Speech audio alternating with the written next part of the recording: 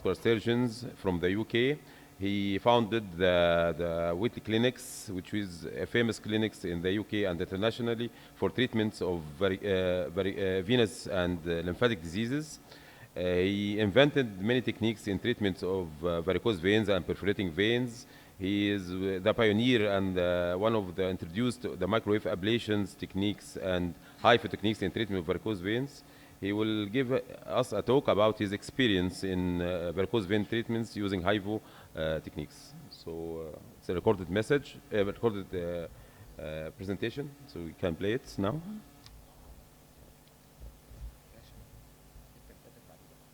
Chairman, ladies and gentlemen, I'd like to thank you very much for asking me to be part of this conference, and I'm very sorry that I can't be there in person.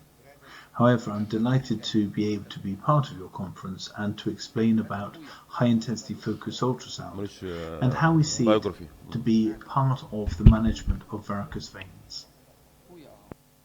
I have no relevant disclosures to this presentation.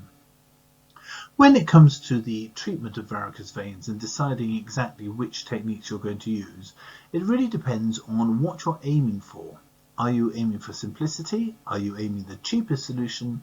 Are you aiming for the best results in the short term or the best results in the long term? The answer to those questions will help you decide as to what strategy and what equipment you're going to use and going to offer your patients. I'm sure that everybody in the venous world would accept that to treat varicose veins we have to treat the reflux in truncal veins to treat those varicose veins that come from them. However, at the current time, a great many doctors are not treating incompetent perforating veins. Now, of course, the treatment of incompetent perforating veins is certainly controversial, particularly in varicose veins, although less so now in leg ulcers and fasciocutaneous damage, C3, C4, C5 and C6. However, in C2 disease, as can be seen by this debate between myself and Professor Tom O'Donnell in the literature, one can see that there's still quite a lot of debate between whether one should treat the incompetent perforators or not. However, we are slowly winning this argument, and this recent paper presented as a poster at the UIP showed that when we looked at over 22,000 limbs, there was clear association between the number of perforators and an increasing CEAP score. And indeed, my colleague Barry Price also showed that having 2 or 3 incompetent perforators is the same damage as having 1 incompetent truncal vein. Also, we have to consider other things such as complex recurrences and neovascular tissue, like this lovely 3-dimensional ultrasound here that we published in the Journal of Vascular Surgery, Veins and Lymphatics, with the overlaid where it was in the groin.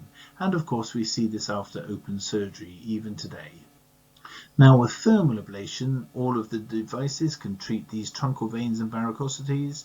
However, we can use the thermal devices to take away the reflux in the truncal veins here, but of course the thermal devices do not take away the varicosities, and so we have to decide whether we perform phlebectomy, foam sclerotherapy, or we wait and see.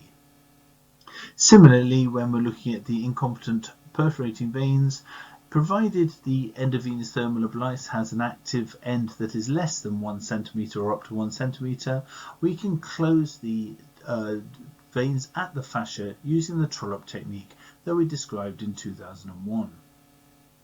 However, once again, although this can close the perforator, it doesn't get rid of the varicosities, so we have to opt for phlebectomies, foam sclerotherapy, or a wait and see strategy as well.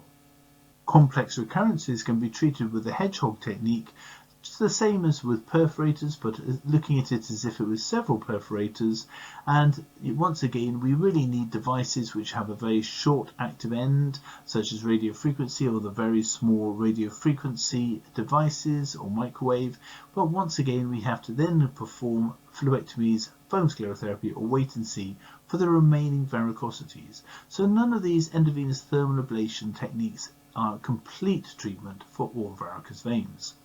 And the same can be said for all other non-thermal ablation devices that close truncal veins such as mocha or glue, we still have to think about the varicosities. And of course, doctors who only use foam sclerotherapy do not get good results in truncal veins. So it's impossible to have one single technique for all of the truncal reflux perforators and varicosities. So we can see that the progression of surgery in the 1990s to 2000s went from open surgery to the minimally invasive endovenous thermal ablation type surgery with tumescence. And everybody expected in the 2010s to 2020s that we would probably go for a minimally invasive non-thermal way forward. And this was thought to be the way that everyone was going in varicose vein surgery. However, the development of high-intensity focused ultrasound has thrown this into doubt, because it may well be that the next big quantum leap from open surgery to minimally invasive surgery is now going to be from minimally invasive endovenous thermal ablation to non-invasive venous ablation. So this has of course stimulated our interest in high intensity focused ultrasound, and on the left here we see the Sonovane machine, which uses the echotherapy technique or high intensity focused ultrasound, and this is a completely non-invasive way of beaming ultrasound through the skin and tissues to ablate a truncal vein. Now, because this is non-invasive, we don't need an operating theatre. Therefore, there's no need for any laser regulations. The patients walk in and walk out, and although this patient here has clearly got a gown on, it's quite possible for people to walk in their outside clothes, be treated, and not get changed at all. We can use a normal clinic room, and there's no sterility issues. For those of you who haven't seen much about Sonovane before, the high-intensity focused ultrasound is made of one grayscale ultrasound element here, which gives us a grayscale picture over here of the vein. And in this case, we put a little bit of local targeted anesthesia around the vein, although, as I'll explain later, we often don't have to do that anymore. The second dome-shaped transducer then is activated, and a beam of cone-shaped ultrasound is focused down to one focal point, exactly where the vein is, and this is where we see this white cross, because we get reflections back from the gas that is formed by the heat generated at the focal point. These gas bubbles that reflect the ultrasound and give this white cross are called the HEM or hyperechoic marker. And here in this case we can see that the great saphenous vein is exhibiting the HEM throughout the whole of the wall. There is no lumen visible because there's both pressure on the vein to close it from the transducer itself, but also there's a bit of local anesthetic around in this case, and we can be certain that that vein has had a very good dose of heat and therefore is likely to be ablated. Now, the early Sonovane or Sonovane 1 pulses were either 8 seconds or 4 seconds. The 8-second pulses had about a 5 millimeter high focal area, about 3.5 millimeters wide, and the 4-second pulse had the same height but a bit narrower, and that was the volume of tissue that was ablated at each section, and the cooling time was 40 seconds.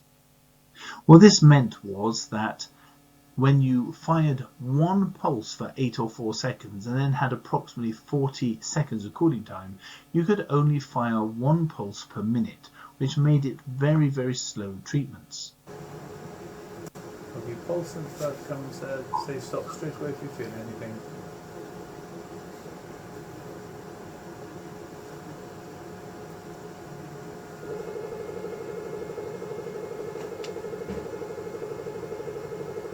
How's that feel? So that was one pulse of the echotherapy or high intensity focused ultrasound here on the small saphenous vein, just to destroy that 3.5 millimeters of vein. And as you can see, that would be a very slow treatment down the whole of the vein. However, despite being very slow, the whole idea was to find out at that stage whether HIFU worked at all for truncal veins. And we've just put all our results up on the preprint server at the College of Phlebology, and you can access them here through this URL here through College of Phlebology preprints, and it's 1 year results of incompetent truncal veins, incompetent perforating veins using the 8 and 4 second pulses. And this is available for anyone to read and download before it's published. In this series we had 23 great saphenous veins, 7 small saphenous veins and 13 anterior accessory saphenous veins.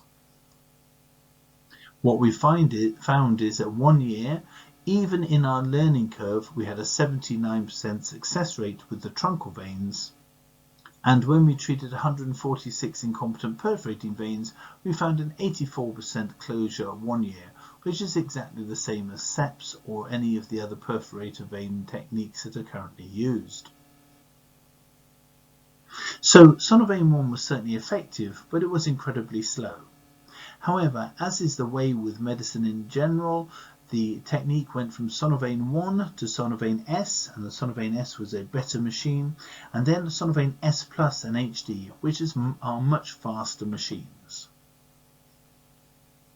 So the advent of the Sonovane S Plus and HD is a great improvement because the pulses are so much quicker. The pulses are either 0.5 seconds or 1 second, with a cooling time between pulses of 6 to 8 seconds, meaning we can now actually give about 5 or 6 pulses per minute when we're working our way down a vein, which makes it a much more viable way to treat patients. Just here, just a little bit,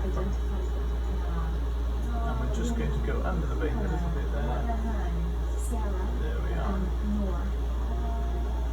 And so we can see there's a vein just there. So there you saw 2 very quick 0.5 second pulses, very fast, with a bit of time in between each, so that we could just move the aiming a little bit more. With the S Plus, I've once again used a bit of local anaesthetic around this area, not quite as much as tumescence, although that is quite a lot there compared to normal, and that's because in that situation you can see the vein is sitting right on the muscle. However, you can see how much quicker those pulses are than the long 8-second pulse. The Sonovane HD has the same pulses as the Sonovane S Plus, but it does have much better imaging. Now we preload our patients with oral nefapam, which is a non-steroidal anti-inflammatory, and because of that, about 80 to 90% of our patients are currently not needing any local anaesthetic at all. They can feel it. It feels a bit like a flick each time that they have the pulse, but most of them find it quite acceptable. There are some patients, particularly if the vein is near the muscle, who do require some local anaesthetic. Those patients we give peri-adventitial local anaesthetic only. And although the previous slide you saw the amount of local anaesthetic around the vein, now you can hardly see it at all. And this allows the vein to be anaesthetized, but still the lumen to be open, so that we can see it open and close when we put pressure onto the vein. And once it's closed, we can see it's definitely closed. So currently we treat truncal veins that are less than 10 millimeters. We do some bigger ones as part of a study, but at the moment we tend to do less than 10 millimeter diameter, and we will treat about 15 centimeters in length, sometimes down to 20 centimeters in length. Of course, the varicosities need to be treated as well, and although we could do phlebectomies, we never do, because that would really take away the idea of doing a non-invasive technique. We will either use foam sclerotherapy, or we'll wait and see whether anything is needed at all. HIFU is incredibly quick for incompetent perforating veins, and it's now our preferred choice rather than the trollop technique. That was 1 pulse on a perforator.